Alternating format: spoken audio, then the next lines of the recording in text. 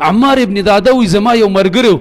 داغه کنیه ابو سلمہ وا او هغه کوهمس نوم وی ماته فقال لي کوهمس ماته د مرګري کوهمس یو ځل ویل ولیا ابا سلمہ واني اذنبت ذنبا وانا ابكي عليه منذ 40 سنه وی زمانه یو ګناه شوی د سلويخ کاله په دې جاړم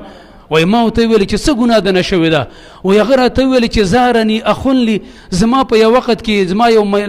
یو مرګره دو زما ملاقات تراغلیو فاشتريت له سمكا بدانق مولا د بازار نه په یو درهم باندې مای می ولا واغسو ما الله چې د اکرام وکم نو فلما اكل ارکل چې د زما مرګره زما د عمل د روټۍ نه فارغ شو او چونکه د دغه مې خوړلې ولاس غوړو نو فقمت الى حائط جاري و زما یو غونډیو داغه دیوالو نو زاغه تور پاسې دم فقطعت منه قطعه تين ما داغه نه لوټه را کټ کړله یو ټوکړه می تر پرې کړله لکه عام طریقه دار خلک چې کم د سر کچا دیوان له لوټه را کټ کینو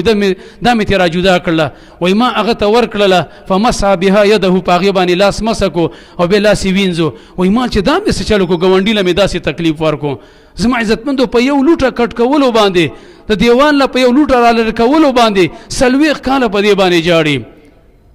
سله په دې واقعاتو ته چې سړی وګوري سړی تعجب وکي زما عزتمندو چې دا څنګه ناشنا خلکو او زما دا حقیقت دی کته مانی او کني مانی کده دې په باره کې سنجیده یو که سنجیده نه خو زما عزتمندو دا خبره قسمن کومه چې جنت ته زیات ترغه انسانان دي چې هغه په اخلاق باندې هغه به ضرر خلک دي وقيل سلاما سلاما قران دا خبره د جنتیانو په صفت کې ولې ذکر کړی دا چې دی به سلام او سلام وجدان چې دا روغ انسانانو د دوی خبره د سلامتی وي دوی له چې څوک ورتل نو داغه په پزړه کې دا خدشانه راتګنی چې ماته به تکلیف راکې ما ته به دنه څه ضرر میلاو شي ما سره بګینې دی په کاروبار کې په ملاوت کې دوکه وکي هیڅ کله به دا خبره په پزړه کې نه راتلې